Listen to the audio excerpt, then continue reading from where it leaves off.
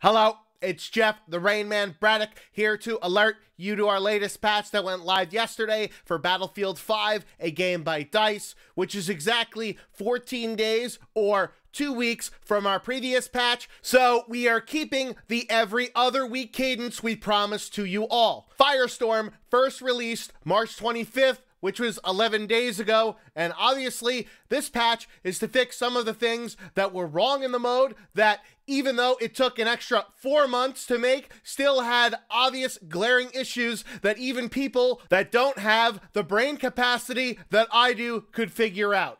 First is the looting problem. We fixed it. Instead of having loot humping one another on the ground, now it's more like the mandated by chaperone distance between two people during a slow song at a middle school dance. That's why I bring a tape measure. So now, instead of just a mild bowel movement shitting out a dead player's loot, now they experience the real explosive diarrhea because everybody knows you crap your pants when you die. Interaction detection has been improved to avoid clipping issues with loot near vehicles and objectives, as well as other map clipping fixes with player models because the terrain is rougher than BioWare's response to Jason Schreier's Kotaku expose article. At least it didn't point the blame only at EA, because take one look at our game to know who the real fuck-ups are. Lastly, in shitty hit detection with things that are in the map, grenades now actually collide with pickup trucks instead of just passing right through them like people in those lift kit pollutant machines should be treated, as if they're not even there. Sort of like how other kids treated me in school, invisible. Also, with grenades and vehicles, players will no longer deploy a grenade when dropping an item out of a vehicle as a passenger, because hot potato isn't something you want to play in a single life game mode. Talk about next level jihadi jeeping. Grenades aren't the only explosive in our game. There's now a red outline for the artillery strike on the map to make it more visible so you don't accidentally end up having pigeon shit all over your squad, because those fuck trumpet sky rats know exactly what the hell they're doing. It's not good luck to get shit on by a bird. People just tell you that so that you feel better about yourself having to wipe bird poo out of your clothes. Those aforementioned artillery strikes, as well as V1 rockets, now count as gadget kills because addition isn't a strong suit for us here at DICE apparently, as well as having kills with artillery strikes now actually have an icon in the kill feed so people can no longer yell "DICE please" at their screen when they die from it, because they don't know what in the fuck just happened. Who knew you needed an advanced degree in calculus like myself to play the game? Lastly, and Firestorm specific fixes, the first wave of capture points now start earlier before the zone starts to shrink like a scrotum in a pool, so people will actually be forced to fight one another, since Battlefield players are the type to hide in a foxhole the entire game with their face painted camo, listening to the sounds of war just to get into the mood. Now on to fixes that affect both multiplayer and the 4 months too late Battle Royale mode that's also the same name as a map that somehow was brought back into Battlefield 4 in spite of better options, just to confuse people when searching on YouTube. Same with the title of our game. Is it Battlefield 5 or Battlefield V? The Bren got a nerf in the form of a recoil increase, as well as a nerf to the M1897 shotgun range, because even though the class is overall supercalifragilisticexpial atrocious compared with others, this shotgun was better than the rest, and apparently that's too good in spite of it being really bad.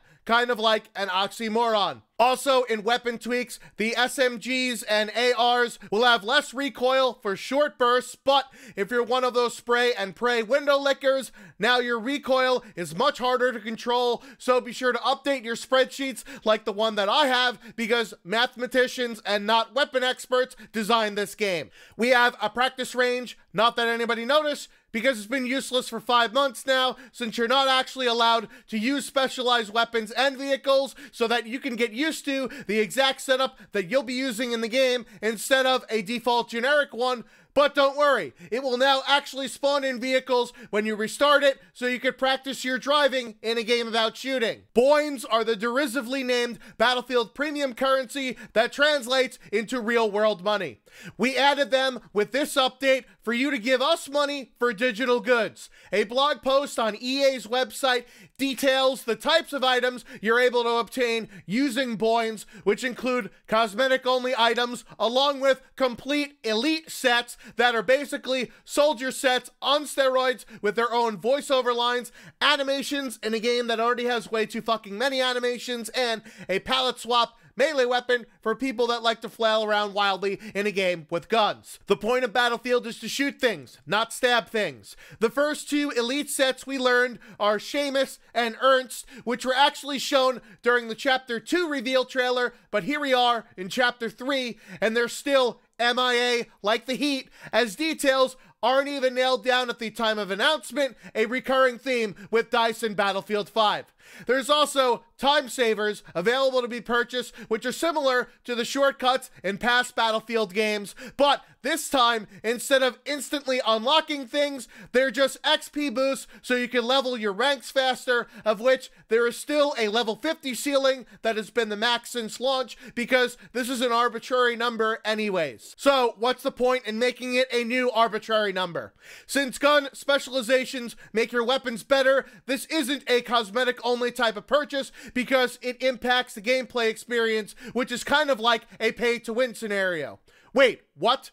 Most Battlefield players aren't upset about the pay-to-win slippery slope, but instead because there are certain epic cosmetic items, and those aforementioned elite skins are only able to be purchased using Boins and not with the in-game only currency company coin. The community is pissed that based on the picture here, it seemed that you could unlock all cosmetics and not just some cosmetics by either grinding in-game or paying real money when that's not the case.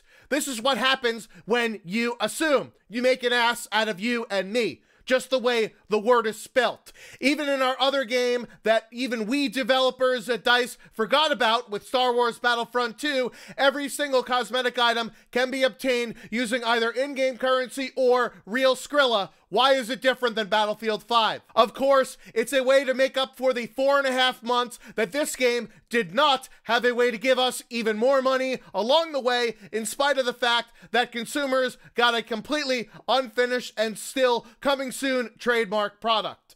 With the way we completely swindled owners of the deluxe edition, which most people that aren't as intelligent as I am, paying extra for vapid promises, this is a lesson learned the hard way, but they still deserved better than some skins that some high school dropout that just learned Photoshop could have done a better job with. When you have to discount the game to inflate sales figures, we needed some other way in order to recoup those losses. It's easy calculus, people. Wait, what? The patch also accidentally let players purchase upcoming Chapter 3 Trial by Fire, Tides of War, live service buzzword weapons like the Commando Carbine for medics from Week 4 and the LS-26 LMG for support classes from Week 5 for 1700 company coin.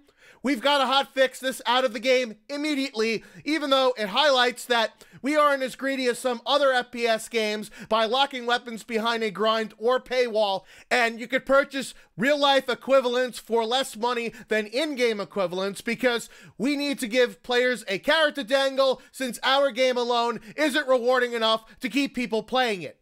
People are asking about duos in Firestorm as well. I mean, it does make sense mathematically, since 64 is divisible by 2, thus making it 32 equal duo teams in a full lobby. We're going to have that coming later this month in my favorite 4-letter word, soon.